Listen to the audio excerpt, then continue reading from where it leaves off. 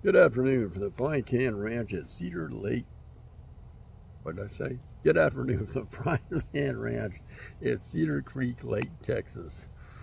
I was hoping to get about 4 videos out today, and I had to take one bike down and get an inspection, the tag, and I had to go to the store. So, moving right along, what do we have today? Yeah, I got a little helmet here going on to share with you. I'm going to try to hold this up there carefully so we don't lose some papers and things like that. We're going to open this box, and we have got up, right there it is in the case, so you can see that it came in the case. And I'm going to set this down here real quick like. I did get like a thundering herd of stuff with this. I've got like the original manual. You know, it goes all about everything you want to know about it. It came with like some other paper, this paper here. It came with this and a deal where you can order the magazines, the old shooting safety thing, this piece that was probably hanging off the trigger at one time, 2 of them. I got some targets in here, and they call it the Powerline 6645. That's probably why I couldn't find it in the book, because it's not stamped that way on the gun, but let's move right ahead. So we're going to put this back up here for a minute. And here's what I have right here. It's in very, very good condition. And we're going to go over some things about it. So we'll flip it around. You can see it this way. We'll get it up kind of close, turn it. And so just off the top, this is a Daisy Powerline Model 45, or in the box way in the back, it shows you it is a Powerline 6645, the nickel plated one. That's probably what I've been looking for in the book. So I don't have the exact years that these were produced, but maybe when I do the shooting video, now that I know what I'm looking for, I will have that information for you. So real quickly, it's a 177 caliber pellet, and you have to use only the wad cutter, you know, the real nice flat-nosed pellet, and there's a reason for that. So it's a 177 caliber, about 400 pounds for a 400 feet per second, which leads a muzzle energy of 1.9 or 2.6 joules. The barrel length is 5 inches. It's rifled. The overall length is about 8.5, and the overall weight is 1.25 pounds. It has a 13 shot. It says clip. It says it right in the book, clip. Doesn't say magazine. Somebody wrote a really rude thing about it. I said something about a clip. Oh, it's called a magazine. I never did answering back. Being right. So, to show you a few things about this, if you got some nice checkering right here, and this gun is in fantastic shape. If you were to put it in safe mode, like so, there's a little trigger right here, and you have to pull that forward in order to get it back into fire mode. So once you come up here, see, that won't move unless you pull this back and drive that down. So that's just like that. And it has like a fake safety here. It doesn't really do anything. And then this is a double action, single action. And then to show you something, you'll look on the bottom of this, you'll see this on this handle. There's a little tab right there. And you're going to pop up on that tab, and you'll have to drive that CO2, the plunger, all the way down so you get past that little guard right here, and then you can drop your CO2 in and load it up. This one here works quite well. Then you can kind of clip it back in place. Now, to get to your magazine, there's a little button right here underneath the barrel. You're going to push that, and the front part of this magazine is going to come up in the air, and you pull it out just like that. The clear plastic piece goes toward the gun.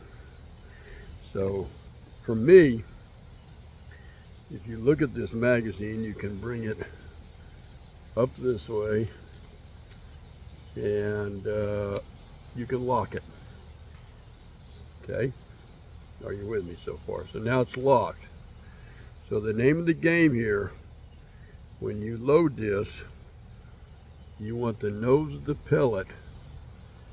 You want the nose, see you've got a clear plastic piece in the back, and you want the nose of the pellet facing this way, away from this clear piece. The best thing I ever did was, I want to put my glasses on for a second so I can show you.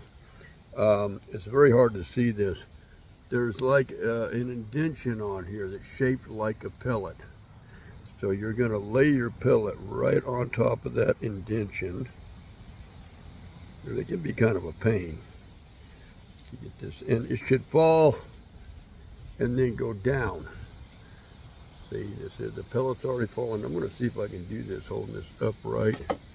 Whoops, well, flying away pellet. Get it up here, and I'm going to roll that pellet in here like so, and it went in. A little crooked, and it went down. You should be able to get 13 pellets, so make sure the nose is headed away from the plastic, so it's going this way.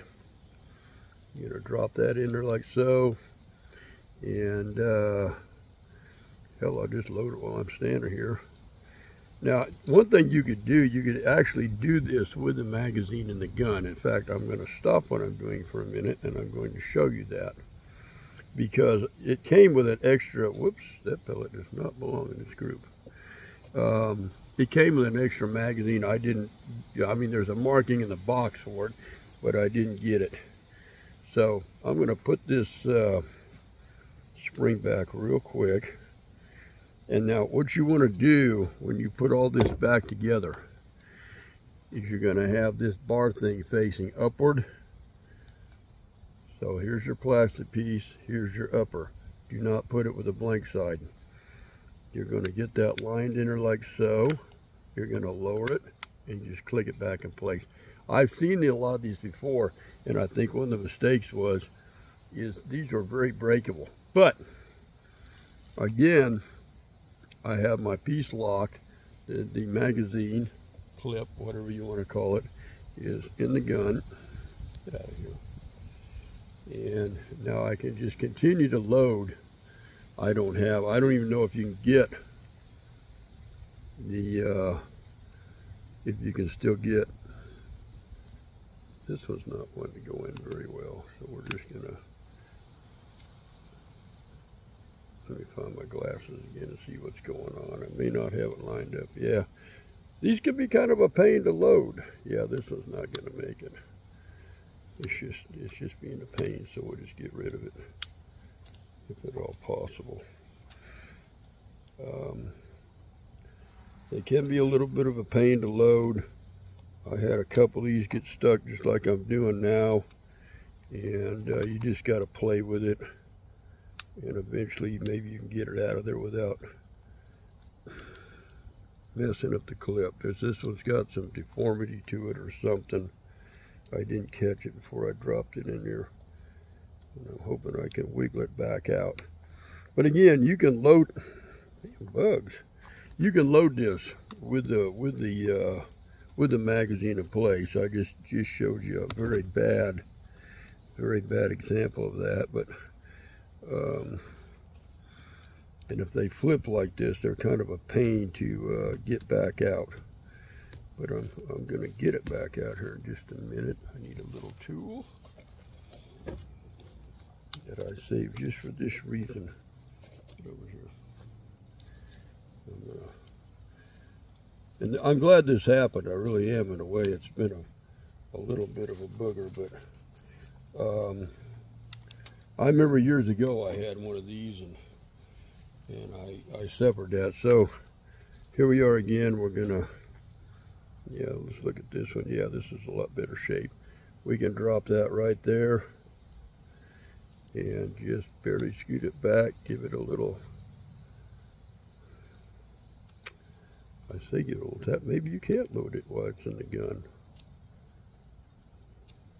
I thought you could, but okay. Maybe you can't. So let's get this guy out of our way. Much easier. Maybe I'm wrong. Maybe I am very wrong about that assessment. I'm fixing to tell you. Okay, now I've got the magazine, clip, whatever, back out. And let's see if it goes in. Yeah, it just went right in there. So maybe you can't load it while it's in the gun. I thought you could. I thought I'd done it in the past, but and we'll just put another one, line it up, and let it slide down, get another one. And then down the line you will go, putting the little pellets in there. It is kind of time consuming. You got to be kind of patient with it, but this thing is a blast to shoot. It really is. And I took it out the other day just to make sure that it was good working order. The guy I got it from said it was in excellent working order, so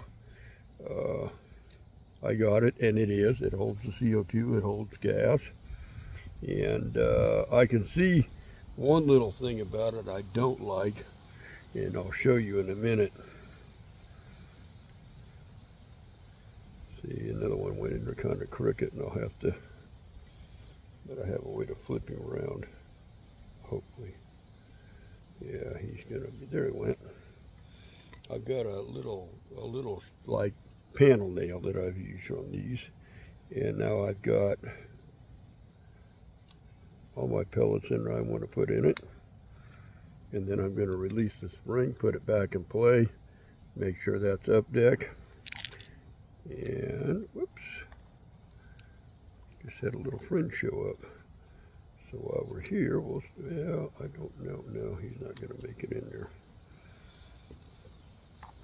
Then we're going to take this, we're going to put it back in place and click it down, and you should be good to go. There you go, just like that. Again, you can fire it like that, or you can fire it like that. You know, doesn't matter, there's no CO2 in this. It's got a stiff trigger. I've tried to shoot it double action. I don't really like it that way all that much. I get shaken too much. But this is how your magazine should look once you're in. Just like that. Spring pieces up here. Your clear plastic pieces to the rear. And you should be all right. So again, this is a very good shape. Box is in very good shape. I've got all the paperwork with it.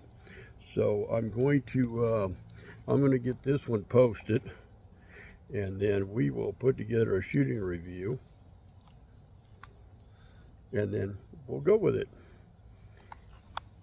and think what you think. I think it would be a neat little thing. I got one of these a while back. It didn't look like this, but I didn't ask questions at the time, because I'm going to tell you right now, when you buy things from eBay, if you're looking at something, you can scan up and you can contact that seller. You'll find a spot that says contact seller. You need to ask him, is it in proper working condition? Does it hold air? And does it shoot a pellet? And I'm telling you right now, the moment they say, well, I don't have any pellets to test it with, or oh, I bought it in an auction someplace. I don't care how bad you want it, unless they want something some god-awful cheap price. It's probably not going to be worth their time. I just mentioned the guy the other day. This is exactly what I asked. Does it hold air? Does the CO2 hold air? Does the gun function properly? And does it shoot a pellet? This was the answer. I think so. I didn't buy it. He thinks so. Because what you're going to do, and I've done this, is you're going to get something that's probably either going to sit in your dresser because it needs seals, or it needs something repaired, or it's goofed up, and some of these things really aren't worth rebuilding. I just did a Marksman 740, and I did a little shooting review on it. Sometimes it hit good, sometimes it didn't. I'm happy with it. I mean, it's functioning. I mean, it was given to me. So it's kind of an unusual gun, but when I'm buying something from now on, I want answers. And if I don't get the answers, or I feel like they're leaving me around, I'm done. I'll walk away. I think so. I don't want to hear what you think. You know, I don't want to be rude, but you're going to have to give me a better answer than that. I think so. I'm getting ready to spend money with you, so.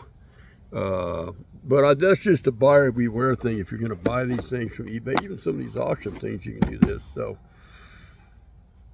I'm just trying to, as the cat that's been and done it for a while, and I've been shanked several times before I got my brain turned on. Be careful with that. So let's let this phone cool off. I'm going to grab something to eat real quick. We're going to do a quick shooting review and show you how this thing works. I had to go to the store, buy a bunch of stuff. I got some more splat targets. And then we'll be right back with you later.